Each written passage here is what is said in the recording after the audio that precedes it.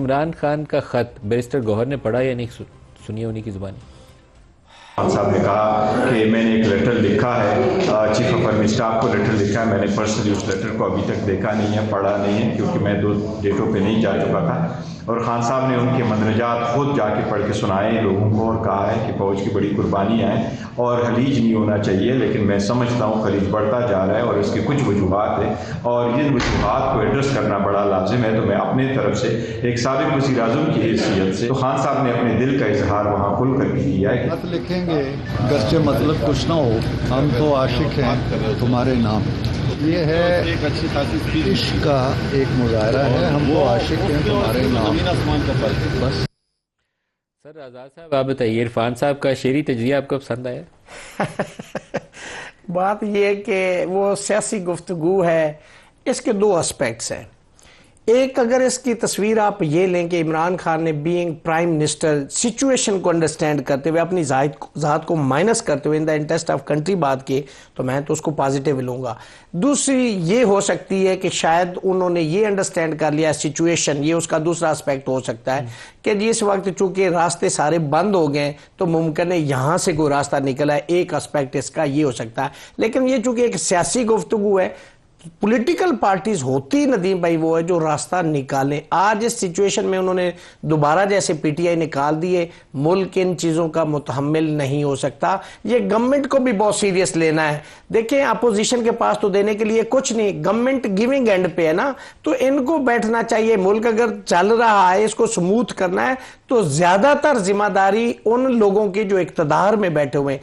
Opposition میں بیٹھے ہوئے لوگ تو چیخ چلا سکتے، وہ کہتے ہیں ہمارے ساتھ ظلم ہو گیا، ہمارا یہ رائٹ یوزرپ ہو گیا، یہ ہو گیا، یہ تو ان کا مطلب وہ کریں گے۔ اور آپ اگر وہ ہے خط لکھنے کا کیا مقصد ہو سکتا ہے سر؟ آپ ہمایوں صاحب، خط لکھنے کا پارٹی نے کچھ سوچا ہوگا نا کہ لکھ کے یہ چیزیں؟ دیکھیں یہ پارٹی کی سوچ نہیں ہے، یہ عمران خان کی سوچ ہے۔ پارٹی سے اس سے ڈسکشن نہیں ہوئی، کوئی آپس میں مشاورت نہیں ہوئی؟ وہ ہی از دی ہیڈ آف دا پارٹی، اگر وہ ایک چیز سمجھتا چاہا۔ اب جیسے ابھی آزاد صاحب نے 2 باتیں بتائی ہیں کہ اگر میں اس خط کو دیکھتا ہوں نا، اور جو اس کے اندر جس طریقے سے لکھا گیا ہے، میں دیکھتا ہوں کہ ایک شخص ہے جو بڑی امپورٹنٹ پوزیشن پہ رہ چکا ہے، اور وہ سسٹم کے اندر جو 6 میجر نقص ہیں یا نکاس یا جو بھی اردو میں اس کا ہوگا، ان کو آئیڈینٹیفائی کر رہا ہے۔ وہ کہہ رہے ہیں کہ دیکھیں پاکستان کا ایک بیسک مسئلہ، اب وہ ٹھیک ہے انہوں نے 24 کے الیکشنز کی بات کی ہے، لیکن اس کو میں جنرلی دیکھوں پاکستان میں سب سے بڑا مسئلہ ہے پاکستان میں فری فیئر ٹرانسپیرنٹ الیکشنز نہیں ہوتے، اور ہر دفعہ یہی مسئلہ اٹھتا ہے اور یہ اٹھتا رہا۔ ایک دفعہ جب فری فیئر ہوا تھا اس کا رزلٹ فری فیئر نہیں آیا، مسئلہ آیا۔ تو یہ ایک چیز ہے۔ پھر دوسرا انہوں نے کہا تھا کہ جس طریقے سے پھر اگین جس طریقے سے جنرلی پاکستان کے اندر قانون سازی ہو رہی ہے، جیسے ابھی آزاد صاحب نے کہا، اس میں پبلک کی بینیفٹ کے لیے نہیں ہو رہی۔ درجات کی تفصیل میں چلے گئے، لیکن میرا سوال تھا میں وہی چیز کہہ رہا ہوں نا، خط نہیں پڑھا اس میں ان کو دیکھیں انہوں نے نہیں پڑھا، پارٹی سے مشاورت نہیں ہوئی، تو یہ پراپر ایک پولیٹیکل پروسیس تو نہ ہوا۔